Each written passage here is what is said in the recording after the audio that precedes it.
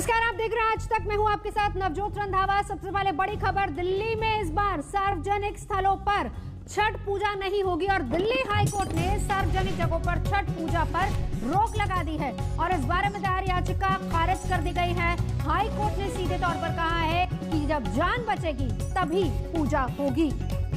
पूनम शर्मा हमारे साथ इस वक्त जुड़ चुकी हैं। पूनम, कोर्ट ने सीधे तौर पर कहा कि बच पाएंगे तभी त्योहार मना पाएंगे।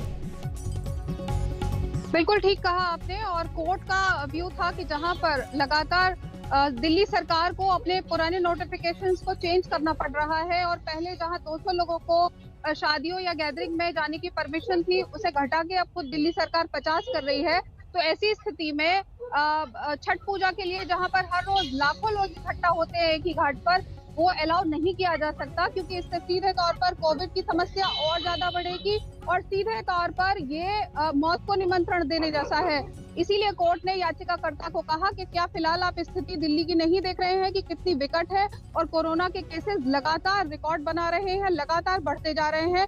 मौत का आंकड़ा लगातार राजधानी में बढ़ रहा है और उसे कंट्रोल करने के लिए जहां एक तरफ राज्य सरकार, केंद्र सरकार दोनों जुटी हुई है, ऐसे में ये परमिशन नहीं दी जा सकती कि छठ को पे पूजा करने के लिए घाट पे जाने की परमिशन आम लोगों को दी जाए।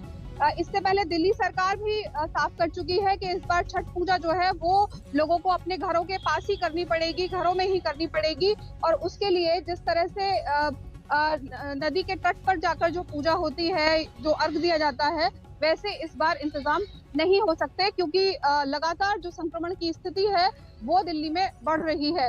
तो इन्हीं सब बातों के मद्देनजर कोर्ट ने भी आज दिल्ली सरकार का जो फैसला था उस पर अपनी मोहर लगा दी है और कहा है कि फिलहाल जो छठ पूजा है उसके लिए किसी भी तरह से अलाउ नहीं किया जा सकता है।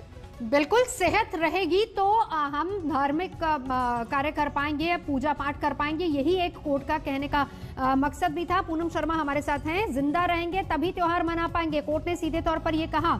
और इस बीच ये भी आपको बता दें कि दिल्ली में कोरोना विस्फोट को देखते हुए केंद्रीय गृह मंत्री अमित शाह भी पूरी तरह से मोर्चे पर हैं।